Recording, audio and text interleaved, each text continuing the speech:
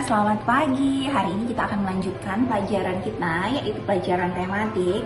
Nah, anak-anak, sebelumnya pada hari-hari kemarin kita sudah mempelajari pelajaran tematik dan kita akan melanjutkannya hari ini. Nah, sebelum itu Ibu mau menyapa kalian di rumah dulu. Apa kabar anak-anak di rumah? Baik. Nah, Ibu berharap semua anak-anak dalam keadaan baik dan sehat dan dapat mengikuti pelajaran hari ini, ya. Nah, untuk itu, untuk memulai pelajaran kita hari ini, kita harus berdoa terlebih dahulu ya anak-anak ya. Nah, nanti akan Ibu tampilkan teksnya pada slide yang bisa anak-anak baca dan ikuti dalam berdoa. Nah, jangan kemana-mana, kita akan memulai pelajaran kita hari ini. Oke?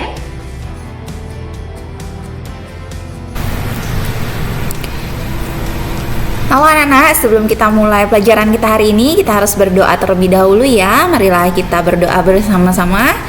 Dalam nama Bapa dan Putra dan Roh Kudus, amin. Bapa kami yang ada di surga, dimuliakanlah namamu, datanglah kerajaanmu, jadilah kehendakmu di atas bumi seperti di dalam surga. Berilah kami rezeki pada hari ini dan ampunilah kesalahan kami, seperti kami pun mengampuni yang bersalah kepada kami. Dan jangan masukkan kami ke dalam pencobaan, tetapi bebaskanlah kami dari yang jahat. Amin. Dalam nama Bapa dan Putra dan Roh Kudus, amin.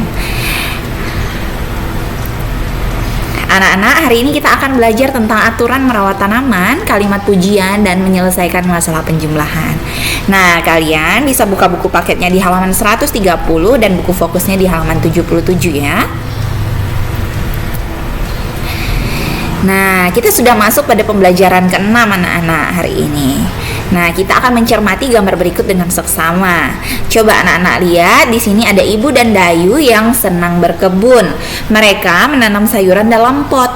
Pot yang digunakan itu terbuat dari kaleng bekas. Nah, Ibu dan Dayu menyusun sejajar di atas rak pot tersebut. Nah, ada juga pot yang mereka gantung. Nah, setiap hari Ibu dan Dayu merawat kebun sayuran juga. Sayuran mereka tumbuh dengan subur dan hijau. Nah, keindahannya membuat suasana rumah tambah indah anak-anak dan asri tentunya. Nah, hasil tanaman sayuran sangat bermanfaat. Ibu dan Dayu memasak sayuran dari hasil perkebunan mereka tersebut. Nah, anak-anak, coba perhatikan kembali bacaan yang sudah kita baca dan apa saja sih yang dilakukan oleh Ibu dan Dayu untuk merawat tanaman sayuran? Apa yang dilakukan mereka?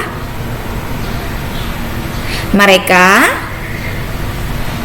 menggunakan pot yang terbuat dari kaleng bekas, ya kan? Lalu pot tersebut disusun secara sejajar di atas rak dan ada juga yang digantung. Nah, setiap hari yang dilakukan oleh Ibu dan Dayu itu adalah merawat kebun sayuran mereka. Nah, hasil dari kebun sayur tersebut mereka masak untuk sayuran, ya kan anak-anak? Nah, bagaimana cara mereka mengatur tanaman sayuran agar membuat rumah lebih indah? Mereka menyusunnya, ya kan, sehingga terlihat lebih rapi, indah, dan nyaman dan enak dipandang oleh mata. Ya, tadi ada yang ditaruh di rak dan ada yang digantung supaya terlihat lebih asri, ya kan anak-anak? Nah, anak-anak, apakah tanaman di sekitarmu sudah ditata dengan rapi? Kalau sudah, itu bagus sekali. Tapi kalau belum, nah cobalah kamu nanti sore-sore bisa ke terasmu atau ke bagian halamanmu, kamu rapikan dan tata yang rapi pot serta bunga-bunga yang ditanam oleh ibumu atau kamu sendiri ya. Nah, anak-anak, tanaman itu kalau ditata dengan rapi akan menambah keindahan, ya kan? Nah, tanaman itu adalah merupakan salah satu ciptaan Tuhan anak-anak.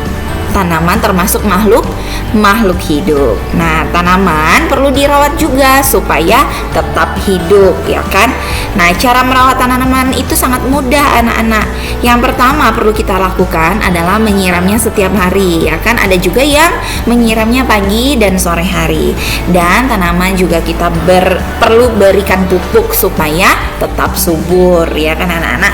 Nah, coba di sini ada praktik cara merawat tanaman, lalu memberikan pujian terhadap teman yang sudah dapat menata tanamannya.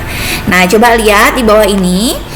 Ini ada kalimat, pandai sekali Dayu menata tanaman itu. Tanaman terlihat indah dan rapi, ya kan? Lalu di sini masih kosong.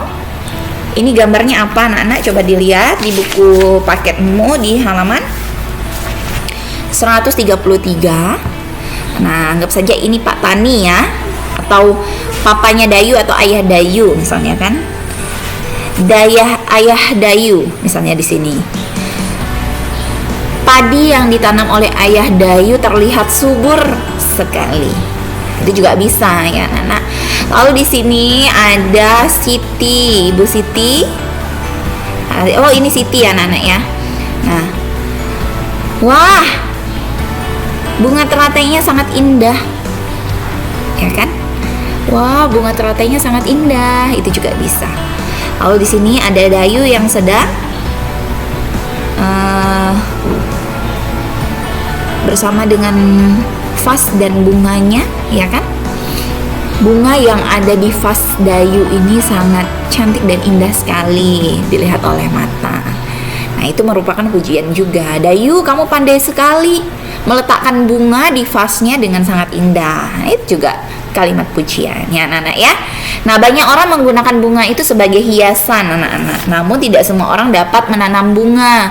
Bunga dapat dibeli di pasar dan dari yang menjual bunga tersebut. Anak-anak ingat bahwa kalimat pujian adalah kalimat yang menyatakan penghargaan atas yang dilakukan oleh orang lain. Itu anak-anak harus ingat. Nah, pujian pada orang lain yang merawat tanaman juga bisa kita berikan. Nah, kita berikannya dengan kalimat berikut. Wah, tanamanmu subur dan tertata rapi. Itu juga bisa ya, anak-anak ya. Nah, itu merupakan kalimat pujian. Nah, di sini coba perhatikan, Siti itu memiliki 43 tangkai bunga mawar, anak-anak. Dayu memiliki bunga mawar 2 tangkai lebih banyak dari Siti. Ya. Kita ulangi. Redaksi katanya, anak-anak harus pahami. Siti memiliki 43 tangkai bunga mawar. Dayu memiliki bunga mawar 2 tangkai lebih banyak dari Siti. 2 tangkai lebih banyak ya, anak-anak ya. Nah, berapa tangkai bunga mawar milik Dayu? Yang ditanya itu berapa tangkai bunga mawar milik Dayu? Tadi punya Siti 43. Nah, punya Dayu lebih banyak 2 tangkai. Berarti 43 ditambah 2. 43 disimpan di otak, 2 di jari anak-anak. Setelah 43, 44, 45. Berarti 43 ditambah dengan 2 hasilnya 45. Maka dari itu Dayu memiliki 45 tangkai bunga mawar. Nah, seperti itu ya. Nah, coba di sini ada soal yang kita akan bahas bersama-sama. Nah, pedagang A memiliki 52 buah pepaya. Pedagang B memiliki pepaya 7 buah lebih banyak dari pedagang A. Berapa banyak buah pepaya yang dimiliki pedagang B? Kita ulangi lagi soalnya, anak-anak. Pedagang A memiliki 52 buah pepaya. Pedagang B memiliki pepaya 7 buah lebih banyak. 7 buah lebih banyak dari 52 itu, ya. Berapa banyak buah pepaya yang dimiliki pedagang B? Berarti 52 kita tambahkan dengan 7. Nah, hasilnya berapa? Kalau kita menggunakan cara bersusun pendek, berarti kita tulis dulu kan 52. 2-nya itu di bawahnya ada angka 7 karena 2 dan 7 merupakan satuan. Kita jumlahkanlah. Tetapi kalau kita pakai simpan, kita simpan di otak kita. 52 di otak, 7 di jari. Setelah 52, 53, 54, 55, 56, 57, 58, 59. Maka hasil dari penjumlahan 52 ditambah 7 sama dengan 59. Begitu ya, anak-anak ya. Jadi buah pepaya milik pedagang B itu jumlahnya 59. Lanjut. Di sini Lani memiliki 25 tangkai bunga matahari, anak-anak. Nah, Dayu memiliki bunga matahari 24 tangkai lebih banyak. Ingat ya, 24 tangkai lebih banyak dari punya Lani. Berapa banyak bunga matahari yang dimiliki oleh Dayu? Nah, berarti 25 itu kita tambahkan dengan 24. Nah, kalau menggunakan cara penjumlahan bersusun pendek, maka 25 itu di bawahnya 24 dikasih garis lalu ada tanda tambah. Satuannya mana? Angka 5 dan 4. Puluhannya angka 2 dan 2. Seperti itu ya kan? Nah, berarti kita jumlahkan dulu yang bagian satuan. 5 ditambah 4 hasilnya 9. Ini ya. 2 ditambah 2 hasilnya 4. Jadi 25 ditambah dengan 24 itu hasilnya 49. Jadi anak-anak menggunakan metode atau cara bersusun mendatar atau bersusun pendek itu sama hasilnya. Ya, jadi tergantung anak-anak lagi yang mana anak-anak mau gunakan. Kalau misalnya penjumlahan di bawahnya kecil, lalu angka di atasnya besar, anak-anak bisa simpan di dalam otak dan menggunakan jari.